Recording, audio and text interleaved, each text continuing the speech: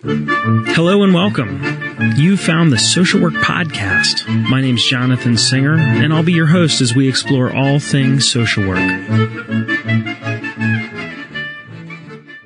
Today's interview with Dr. Edward Seitz is the second in a two-part series on grant writing. In today's episode, I talk with Dr. Seitz about the three sections most commonly found in grant applications: the narrative, the budget, and the appendices. The outline for these three sections can be found at the Social Work Podcast website, along with the first episode, which covered strategies for developing and writing a grant proposal. You can find all of this, as well as Dr. Seitz's thoughts on the role of women in the development of social work in the United States, at the Social Work Podcast website at socialworkpodcast.com. Now, although grant writing is not usually the first thing I think of when someone mentions a good time, I found Dr. Seitz's insights and clear descriptions to be inspiring. And perhaps that's because Dr. Seitz has devoted his entire career of nearly 50 years to child welfare practice, education, and research, the last 41 years of which have been as a faculty member at the University of Pittsburgh School of Social Work, where Dr. Seitz was a full professor from 1978 until his retirement in 2006.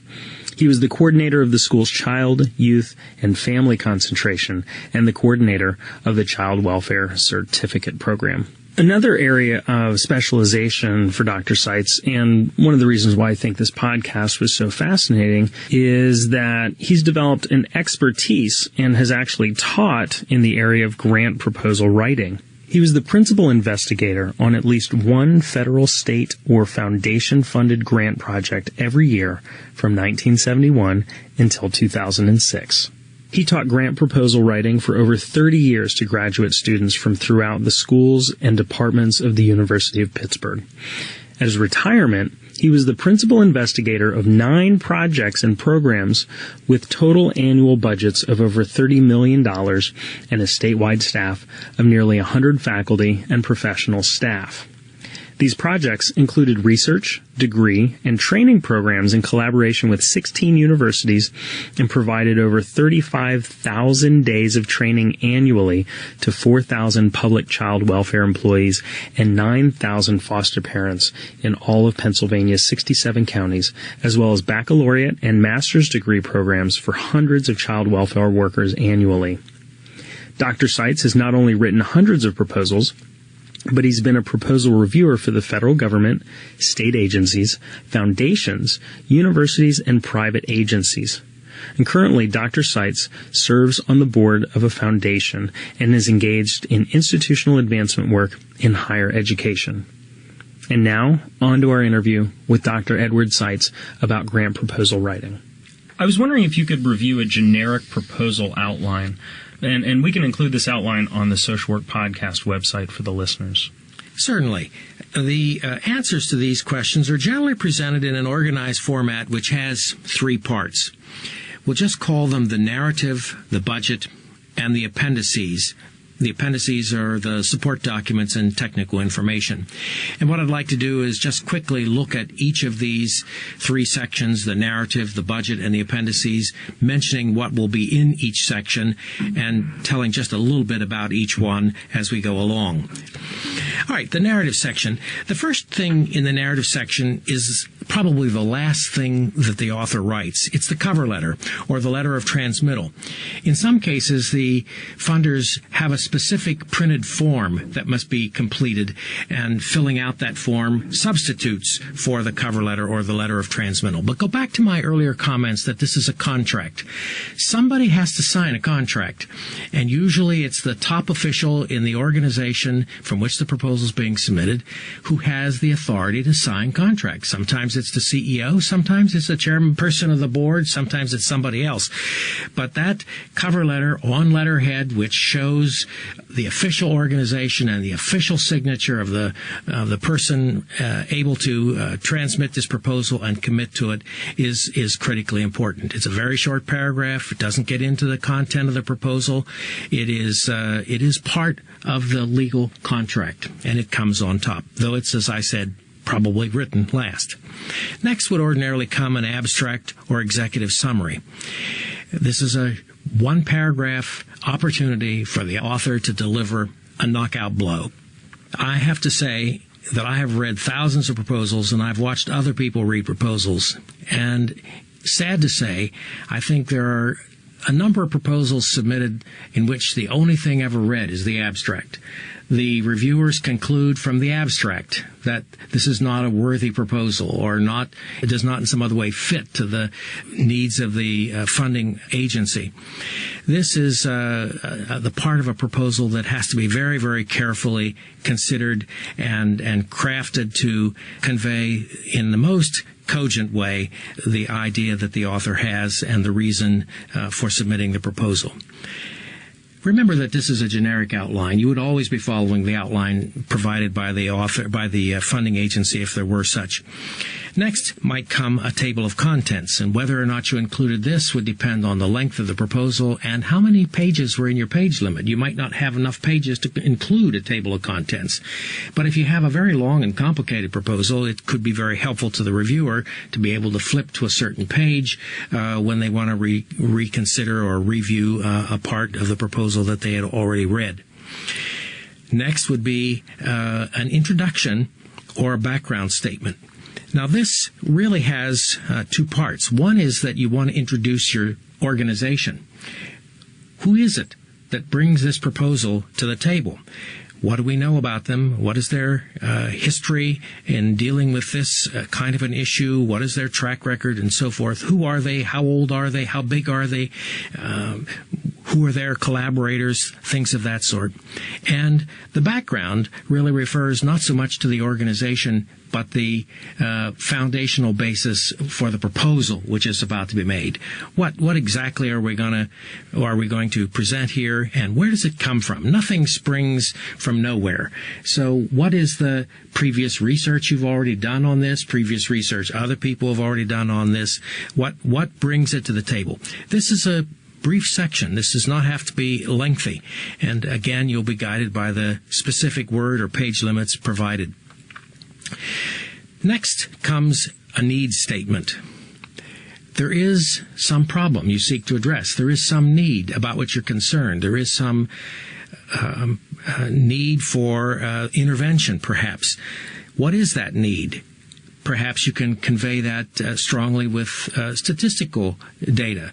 The high rate of unemployment, the high rate of teenage pregnancies, the high rate of delinquency in this particular neighborhood, the high number of kids that have dropped out of school in this particular school, or some other critical piece of information like that, which will convey the need and the fact that there is a need, a great need, which you seek to address.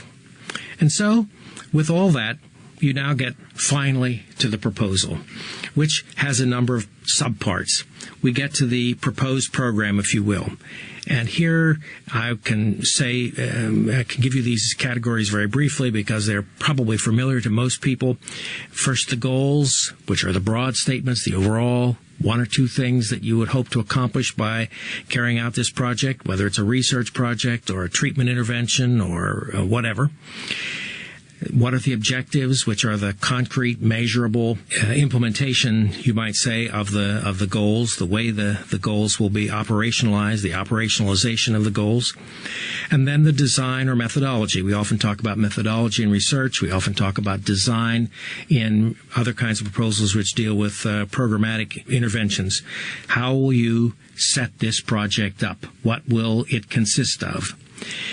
Sometimes location is important, and you might want to include that information. The location might be in an area of high crime, or an area of high number of elderly people, or some other aspect of the area in which you're operating, using census tracts or city data or county data or some such thing as that, maybe state data.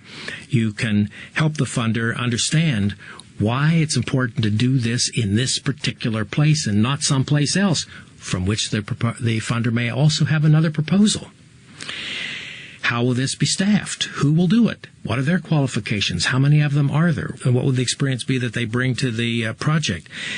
Sometimes this involves volunteers who are not paid persons, and proposal writers occasionally think that if volunteers are not going to be paid for through the budget, there's no need to mention them. But that's not the case. The funder wants to know, the prospective funder wants to know the overall way in which you will go about this and who those people are. How will the project be administered? What levels of oversight will there be? How will the finances be taken care of? This has to do with accountability, credibility. So it's important to show how this project, the viewers, and how the coordinator or director of this project fit into the larger organization. To whom does the project director answer? And to whom does that person answer? Where in the organization are the official financial employees of the agency involved, and so forth. Oftentimes, an implementation timetable would be indicated. What will you do in the first month, in the second month, in the third month, in the sixth month? At the end of the first year, where will you be? Perhaps this is a multi-year project. These timetables can be very closely tied to the goals and objectives so that the prospective funder realizes that you have thought this through, that you know exactly how you're going to go about it, what you will do first and next, and so forth. This is often done graphically. You can actually show a timeline with various parts of the project represented on the timeline. If there are any special needs that the project requires, such as special equipment or especially designed facilities, it might be for a daycare center, for example, or for some kind of a research project, this would be the place to include them. Pretty near the end of this project, or the end of this part of the proposal, the narrative section of the proposal, is the evaluation of the project. No project can be completed without an evaluation. That's just simply not an option in this day and age. So we have to convince the prospective funder that we are serious about evaluation, that we are going to be able to do it objectively, that we have a plan for doing it. This may involve research instruments. It may involve using third parties. There are a variety of ways this can be done. The project's evaluation and how you will be able to document whether or not you have succeeded in completing the project as you proposed it must be detailed. This would be followed in the narrative by something called the budget narrative. Again, depending on the size of the proposal and the size of the budget, this might not be necessary. A budget narrative is a word picture, a paragraph version of the budget, in which you say how much it will cost, who is going to cover that cost. For example, how much will the agency itself contribute? What are you requesting from the prospective funder? Are other funders involved? Who are they? What is their proportionate share? So this is a place to paint a word picture, and particularly to answer questions that a prospective funder might have after looking at the budget. Perhaps there's a large equipment line, or an unusually large staff line, or maybe an unusually large travel line. You probably would want to explain, Jonathan, the trip you plan to Hawaii and have included in here. So unusual things which would attract the prospective funder's attention and raise the prospective funder's eyebrow, perhaps raise a question. Here's your chance to get the jump. You give the answer to that question before they find it for themselves. You can do this in a budget narrative. Sounds like a good sales technique. You overcome the objective before it even arises. That's right. So that's the narrative section, and the next section of the three is the budget. Is that correct? That's correct, Jonathan. Budgets are simply another way of stating their proposal. You know, I think if there's one thing that intimidates people about proposal writing, it might be the budget. A lot of people don't consider themselves particularly gifted with mathematics, let's say, and they think this is a big mathematics contest or something, which it's not. But budgets can be pretty straightforward and pretty easy to understand. I think everybody probably has some version of a household budget. Maybe people don't write them down. Maybe they carry their household budget around in their head. Well, that's how simple a budget really is. It's not all that complicated. The narrative part that we've just described is the sentence form or the paragraph form of the idea and the proposal, and the budget is the numbers, the rows and columns and totals. Both sections are necessary, and both sections must be consistent with each other. And if there's one point I would make about the budget, it is that it must be consistent with the narrative.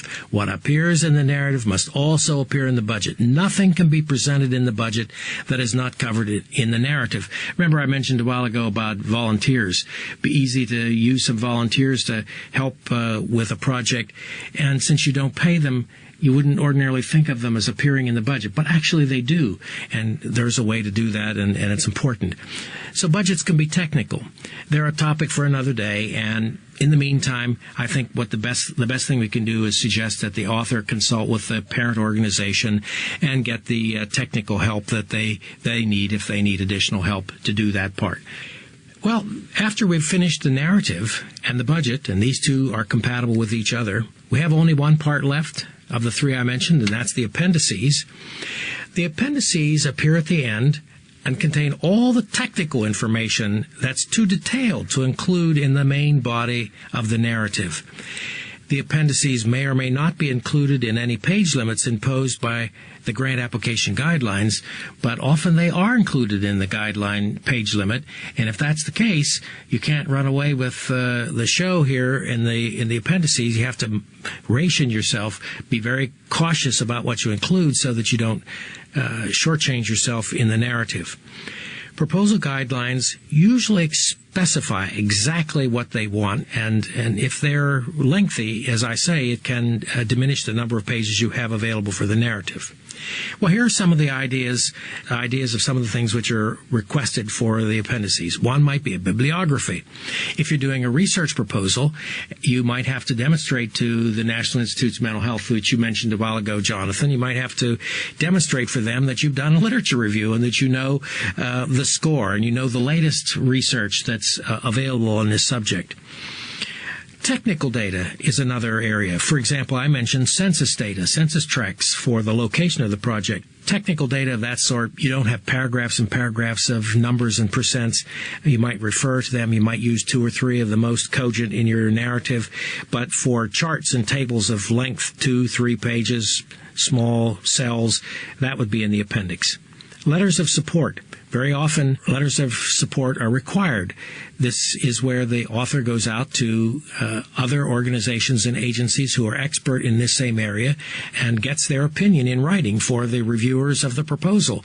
Is this a good idea? Is this a credible organization? So forth. The table of organization is another item. This would refer to the organization or agency making the proposal. For example, in a university or in a State Department of Welfare. It's a pretty big place. How does this proposal fit into the overall picture? And it goes back to the issue of who's responsible to whom, who is providing the accountability, where does the buck stop? And that's why this is often required. We mentioned staffing in the narrative. It might be important to have job descriptions in the appendices. This would save tremendous amount of space in the narrative, especially if you had one of these proposal guidelines which had unlimited space for appendices. And then you could include job descriptions of those various positions and make it clear what each individual person would do and what their educational and experiential requirements would be for being a part of the project. Vita are the same thing. A curriculum vita, resume, as some people refer to it, might also be included. They would be sort of companions to the job descriptions if you already know some of the people you plan to hire. For example, you may have a star in your program or a star on your staff, or you may have somebody who's agreed to come and work for you if this proposal gets funded who has a national reputation. Well, having that person's credentials in the appendices could add weight to the proposal and give the funder an idea of how well prepared and how well qualified the agency is to carry out the proposal. Maps, we mentioned location. Maps might be important if depending on the kind of project. Bids. Perhaps there are large things to be purchased. A building, perhaps, or major equipment. A van, for example, is often one of the things I see in budgets. What would that cost? How do we know that the amount you have in the budget is a reasonable amount. A couple, 3 bids in the appendices would answer that question. Licenses, certificates, permits, occupancy permits, licenses of professionals or other people involved, licenses to operate, drug treatment programs, for example. You can't propose to somebody to go out and buy a bale of marijuana without certain papers in your wallet. This would be where that information would appear. Evaluation instruments, we mentioned that to some extent earlier. Some government funders require official statements that the organization making the proposal does not discriminate or provides a drug-free workplace and other things of that nature, which are usually forms to be signed by organization officials. 501c3 documentation, which is a fancy way of saying proving that you are, in fact, a not-for-profit organization and therefore qualified to receive these funds. A list of the board of directors, and this is very often requested by foundations, and they don't just want the names. They want to know how long they've been on the board. They might want to know gender. They might want to know race. They might want to know profession. They want to know what kind of a board you have, what its makeup is, and how it might operate, and this is one of the ways they learn about it. Sometimes you can include a copy of your annual report. Many organizations prepare their annual report in such a streamlined and colorful and graphic way that it's especially well suited to be included in proposal appendices and may actually include much of the other information, like, for example, the list of the board of directors or things of that sort, and make it unnecessary to incorporate it separately. Also, organizational budgets and audited financial statements. Often foundations ask for a copy of your most recent audit, and this is where it would appear in the appendices. If you are involved in research, you may undoubtedly know what an internal review board is or what an IRB is. IRB approvals are important to researchers and to the people who fund research, and so they would be included in the appendix. So you can see that it depends on what kind of a proposal you have. If you're not buying a lot of things that are expensive, you wouldn't have bids. If you're not doing research, you wouldn't have an IRB approval. If you're not hiring any staff, you might not need job descriptions and resumes. So it's an area with a great deal of flexibility. But I think whatever it is that you provide, whether it's in the narrative or in the budget or in the appendices, proposal writers have an obligation, have an opportunity really, to present themselves by putting their best foot forward. I always call these the 5 abilities. There are 5 things that you want to convey in writing your proposal, and you won't find these in any of the questions that the proposal guidelines contain. These 5 things, I'm going to name them and then I'll come back to them just briefly, are feasibility, credibility, capability, accountability, and transferability. Nowhere are you going to be asked, what is your credibility as a researcher? What is your credibility as an organization? You get that question in more subtle ways. And in subtle ways, you're answering that question through the whole thing. How you construct the appendices, how well you do the budget, will tell a great deal about your capability or your accountability. So, is this project feasible? Are you credible? Are you capable? How will you be accountable? And is this project transferable to anything else? Is what we learn here, is what we accomplish here, something that others will be interested in? For example, a funder may view this as a twofer. If I fund this project and it's successful and it's copied by other people, my investment will be multiplied. So it's transferable to another state, another city, another agency, another population. And in that way, you might say, amortizes the investment of the organization providing the funding. So is it feasible? Are you credible and capable? How will you be accountable? And is this project in any way transferable? Well, so Ed, this has been just an amazing review of general guidelines for writing a grant proposal. We've talked about some of the issues about writing. We've looked at the 3 general sections, the narrative, the budget, and the appendices. I'm just wondering if you have any last words of wisdom or advice for folks who are going out there and writing grant proposals. Sure, Jonathan. Proposal writing is like any other skill. Riding a bicycle, playing a violin, it improves with practice.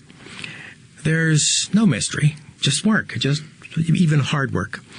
What is required is logical, follows clear directions, assumes the proposal writer is intimately familiar with the field of endeavor, the community, and the organization in which the project will take place.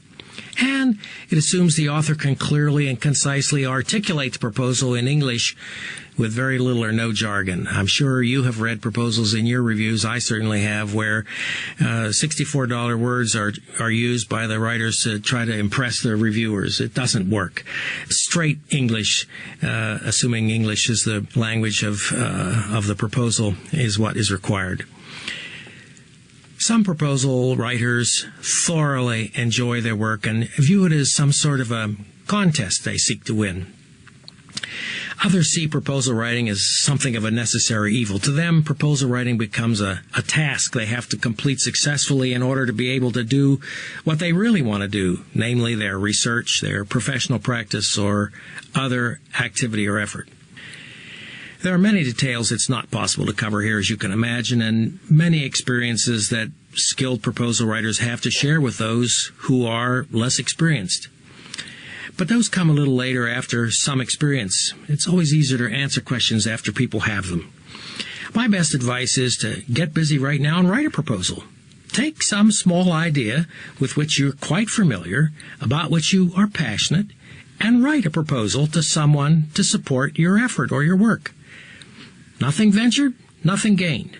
Remember that all proposal writers, including the very best, sometimes receive disappointing responses. Often, the critique and suggestions of such a proposal by the prospective funder will lead to revisions that do result in a grant award. Advice is cheap, Jonathan. Fear is paralyzing, but experience is invaluable. So, get started. You have nothing to lose and much to gain. Well, and on that note, Ed, thanks so much for being here today and talking with us about grant proposal writing. You're welcome. So, I'm Jonathan Singer. Thanks for being with me today for this episode of the Social Work Podcast. If you missed an episode, visit our website at socialworkpodcast.com. If you have suggestions for future podcasts, please email me at jonathan@socialworkpodcast.com. And to all the social workers out there, keep up the good work. We'll see you back here next time at the Social Work Podcast.